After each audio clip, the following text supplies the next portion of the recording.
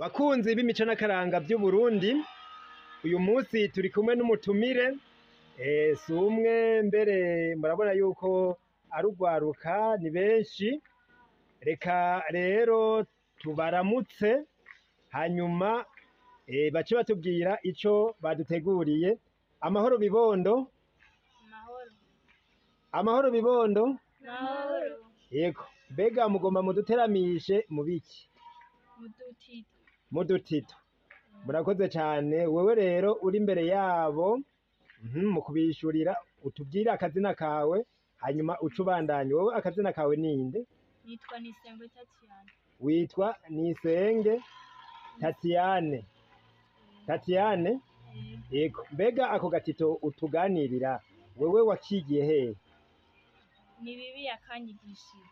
Bibi ni ukuvuga nyogokuru wawe niwe yakakwigishije.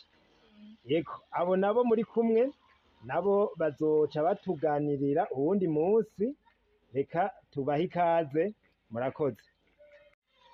Harabaye umugabo n'umugore bavyara umwana umwe bamwitwa Piyo. Hama umugore arapfa acazana uwundi mugore baca bavyara umwana yitwa Jane. Rero wa mwana yitwa Piyo bamufata nabi cane. Se wiwe aca aragenda kure atari impande y'imuhira, nyina we yaciye amubwira ati aje kwaha ipapayi hejuru mu giti yimvye ikinogo musigira. Aca amubwira ati azamure zose, arazamura ahejeje aca amubwira ngo yururuke, aca agwa muri ca kinogo aca aramufurira. Jane aca araza ashika amubaza, ma Piyo ari hehe? Ngo mwana ngo nuje kuryama, ngo Piyo yagiye kuyemvya sinzi iyo yagiye. Jane aca aragenda kuryama, aca aca mw'idirisha aca aja kuraba ya papayi, aca asanga ahantu umengo harasutse ibizi. Aca atangura kuririmba avuga ati, ewe Piyo urihe ko ntakubona, ewe Piyo urihe ko ntakubona. Hama aca amwishura Jane ati, ewe Jane mama wawe ni umupaya, ewe Jane mama wawe ni umubaya.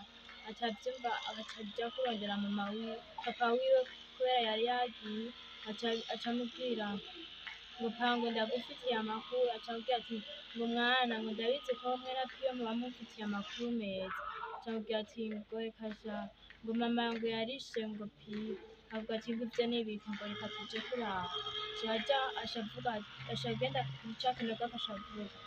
Aca asubira kuririmba kwa kundi, hama baca bamukurayo, aca asanga urubavu rumwe rwaraboze, aca baramuvuza. Nyina wa Jane aca aramwirukana ati je nogaheba.